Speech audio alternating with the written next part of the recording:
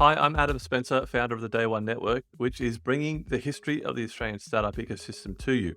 I believe in founders. It's why I do everything I do at Day One and our media company, W2D1 Media. And that's why the Day One Network exists, to create helpful content for founders. We've got some great shows in development, but a large part of what we do couldn't be done without support from our partners and sponsors. And I couldn't be happier than to be working with NTP, who get community better than any other technology recruitment company out there.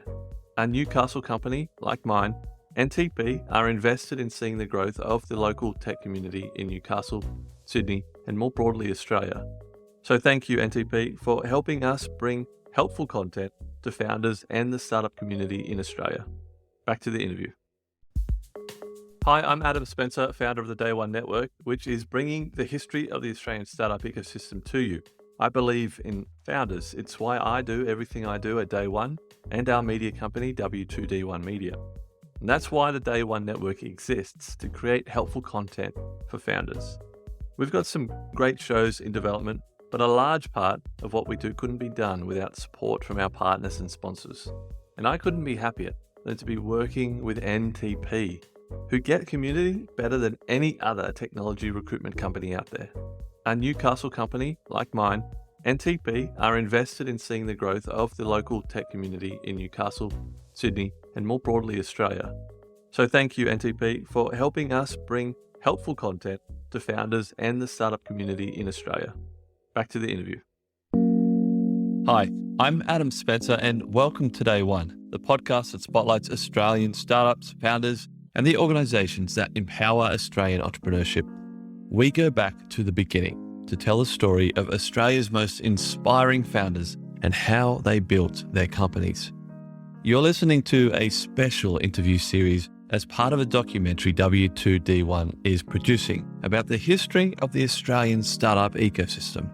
On the episode today, we have...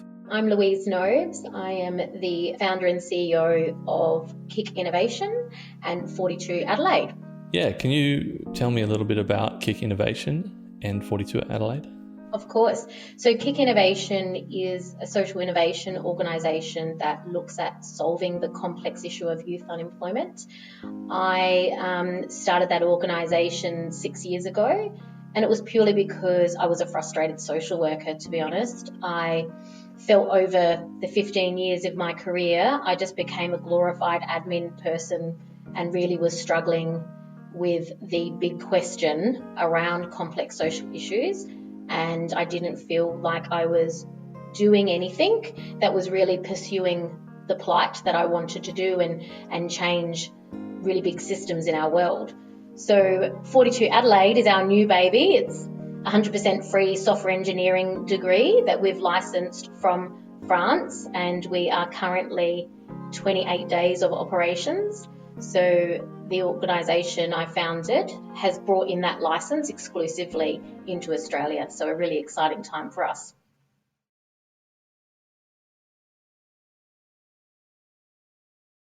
You've done so much. When was the first time that when was the first year that you would comfortably call yourself an entrepreneur? Oh, comfortably.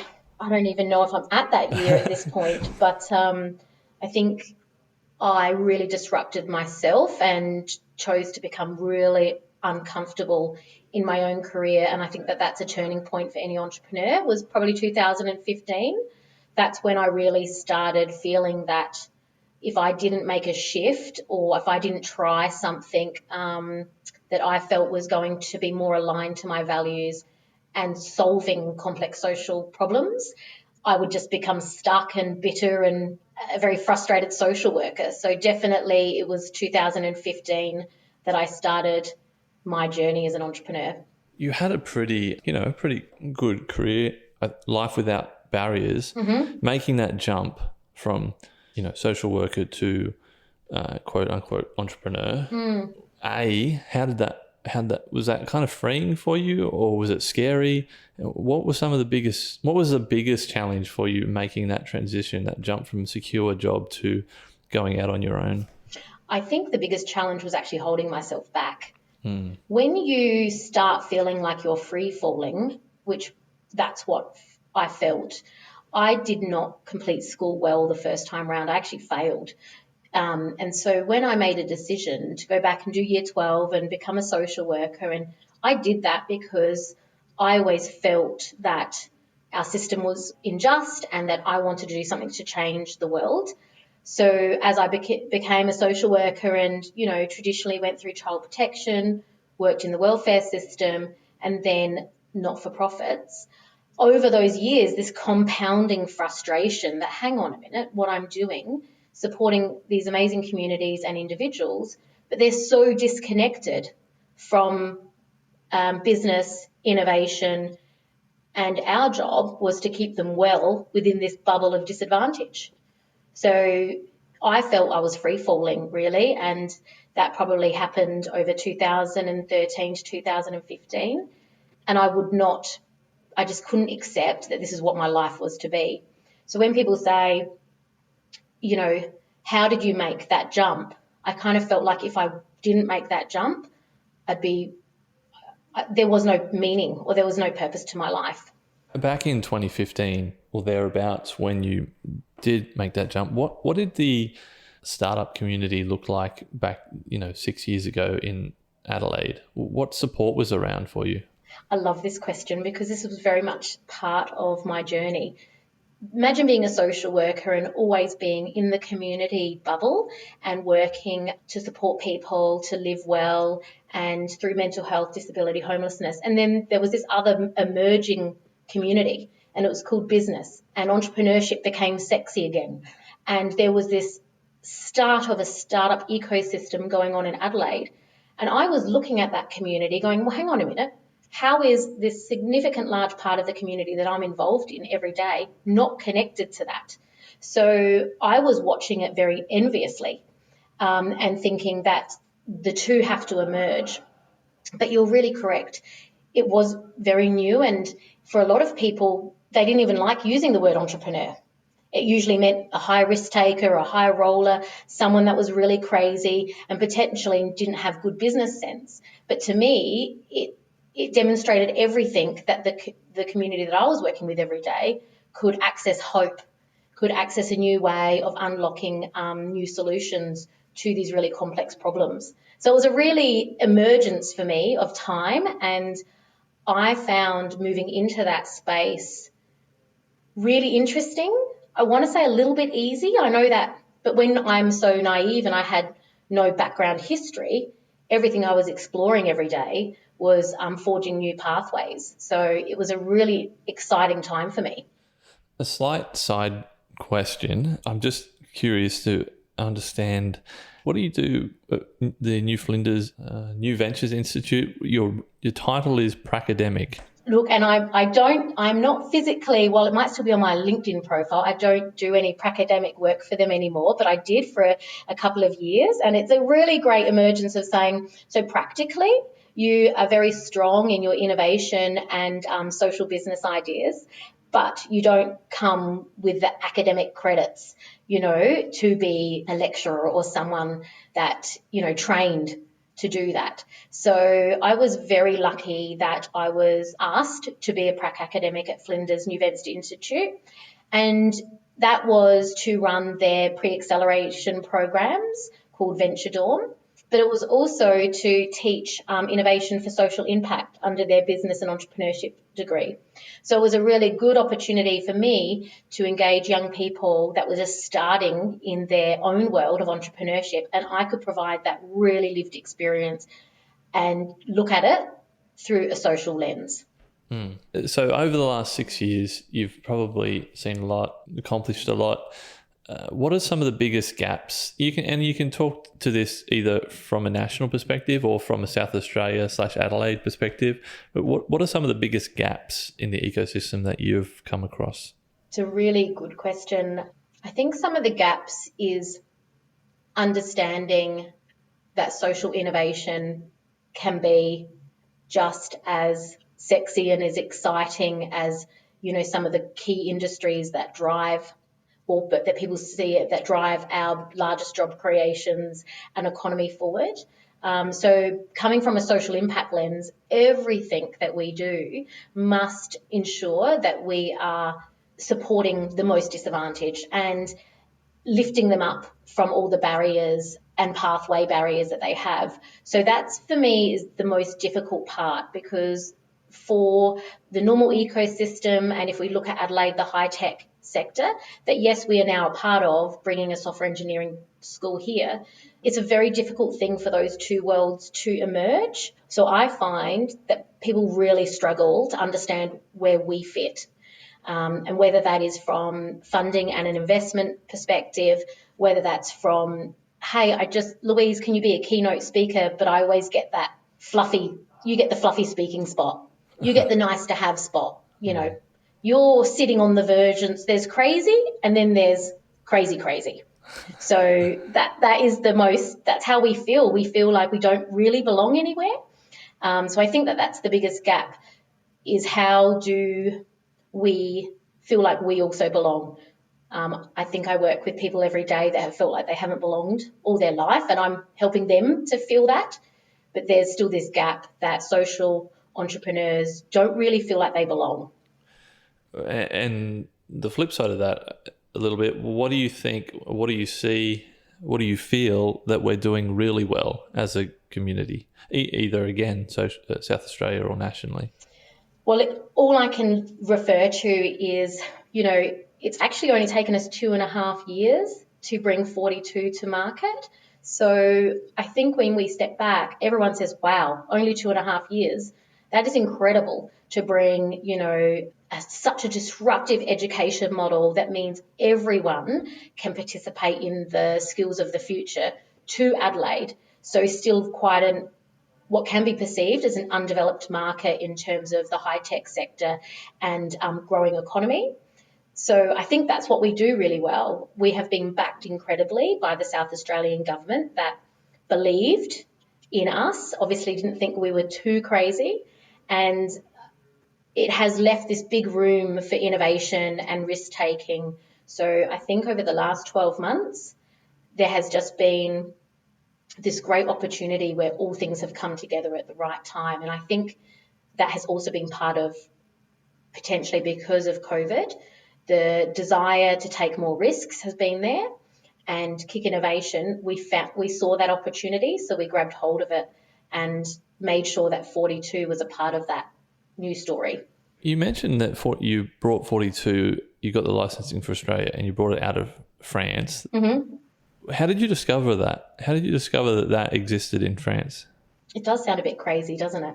How does this social entrepreneur still finding her feet in Adelaide find the greatest education model in France?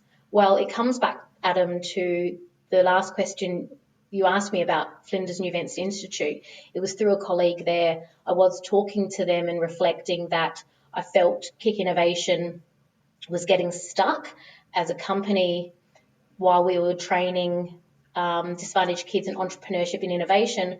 We were pigeonholing, we believe, in retail and hospitality, and it wasn't necessarily solving that big complex social problem. It was doing a great job in validating a range of business models in the ecosystem, but I was feeling personally really frustrated again. It's a common theme, isn't it?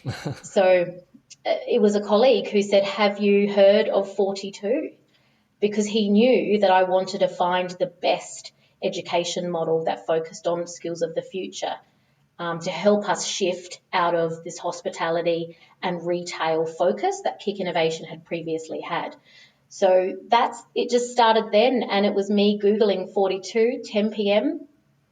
One night, and found it. And when I heard the words of the founder, Xavier Neal, that he believed great minds were everywhere and someone's social status should not hinder them from learning, I was literally hooked. I felt like it took a part of my heart, and I had to email them. I pursued, I think, over the next few hours, it was the early hours of the morning, I emailed and said, I'm this crazy social entrepreneur in Adelaide and I must have 42 in Australia. And that's how it started.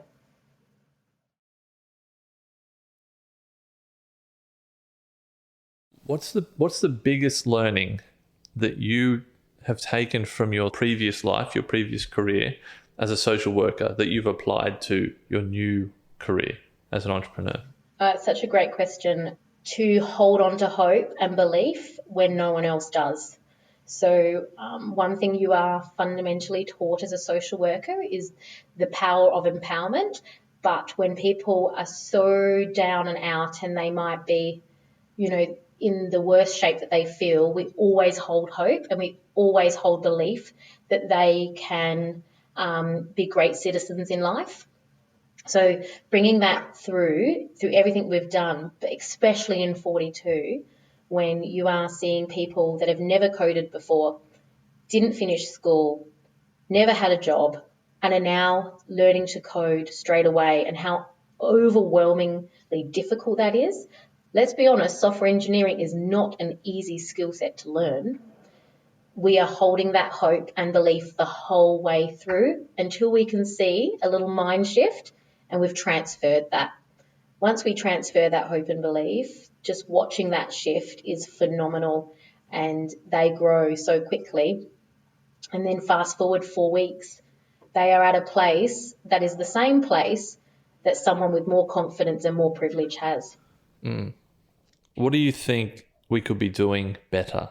And we've touched on this, I think you've mentioned a few things, but what could we be doing better as a community? That is such a big question. I mean, what can we be doing better as a community Yeah. is a really difficult one to answer. I think if I was looking at it from a social lens, I think we have to really just be brave enough to think untraditionally and really think through all the systems that we create within our society does eliminate cohorts of people.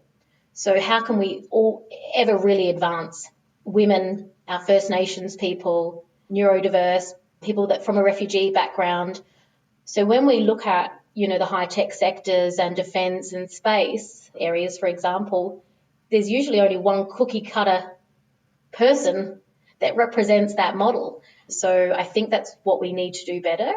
If we really want to advance society, we need to be brave enough. And so that means we have to back more people. Bringing this to market has probably been the hardest journey I've ever done in the last 2.5 years. And it could have been made a little bit easier if for the first year, no one just thought I was completely crazy. And they probably just believed in what I was trying to do and opened some more doors. Because that first year, I think I was just said the same story probably 1,000,000 times. And while they went, yeah, look, Louise, you have some credibility. We know, you're just trying to do some things that are outside of the box. But yeah, I think if they backed me and helped me, it would have been just interesting to see the difference in my journey. Kind of probably drawing on that experience a little bit. If a brand new founder or even, yourself, given everything you've learned over the last six or so years, going back to brand new entrepreneur. Yep. What one piece of advice would you give yourself or that new entrepreneur? Think bigger. I didn't think big enough, I don't think. Think bigger, act braver. Don't hold yourself back. Yourself is your number one worst enemy, to be honest. If I know now what I do, I think it's about don't allow your own vision to have a glass ceiling. Just keep pushing. I think we put more limits on ourselves than I've definitely experienced. So I think that's the biggest advice is just think bigger. I know that's crazy to say 6 years on, but think bigger, and really that helps you actually even step back and go, who do I need to talk to first? If I think about my first few conversations, I should have been thinking a lot bigger. The last question isn't real, but that's great advice. I'm creating this series and I'm interviewing 200 plus people, and we've got 15 amazing sponsors on board, but I still want it to be bigger than it is. Yeah. This last question isn't really a question. It's more of I want to open up the floor to you to talk about something that is just top of mind, something that you're thinking about, something that maybe keeps you up at night that you think people need to hear. Wow, that's such another really great and open question. talk about whatever you want, but maybe to help with some direction, if you need help, you might already have something in mind, but think about the type of people that are going to listen to this series about the history of the Australian startup ecosystem, the founders, policymakers, venture capitalists. If you wanted to change any of one of those minds, what would you want to change? What would you want to tell them? That social impact is investable. I think we struggle the most to get investment. We're always told, investable models are potentially IPOs and there needs to be an exit. You don't have to exit out of everything, because fundamentally, to make long-term change, systems change, you need to have people backing you the whole way. We can't grow because we don't have the traditional mechanisms to access. We don't have a product that's easily understood in the market, because what we do is innovation. And we always talk about innovation, but I do believe that people are still seeing a tangible product because it's easy for them to understand, it's easy for them to invest in. So for us, we're only limited because our size of investment is almost non-existent compared to the size of investment based on other entrepreneurs, because their product is easier to understand. But I believe social innovation and social entrepreneurship is creating a platform that, if we get it right and we keep pursuing that, we need everyone to be involved and everyone has great minds, it will then free us up to have many more people part of that ecosystem, more entrepreneurs, more investable ideas. So I think the struggle for us, and what I would love to say to people, is back the crazy ones. Back us and believe that we are really just trying to do things for the greatness of our society and our world, really.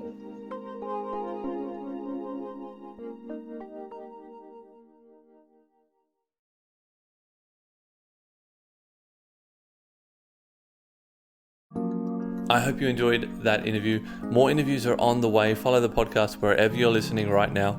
Stay tuned for more interviews with many, many more amazing people from the Australian startup ecosystem. Thanks for listening, and see you next time.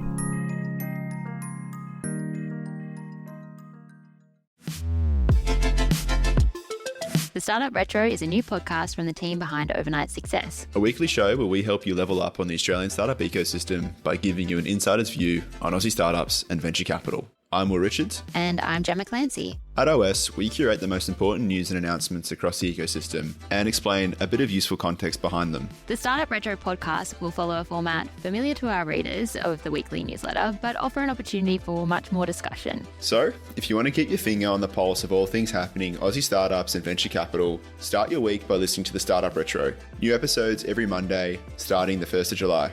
The Startup Retro is brought to you by Day One, the podcast network for founders, operators, and investors.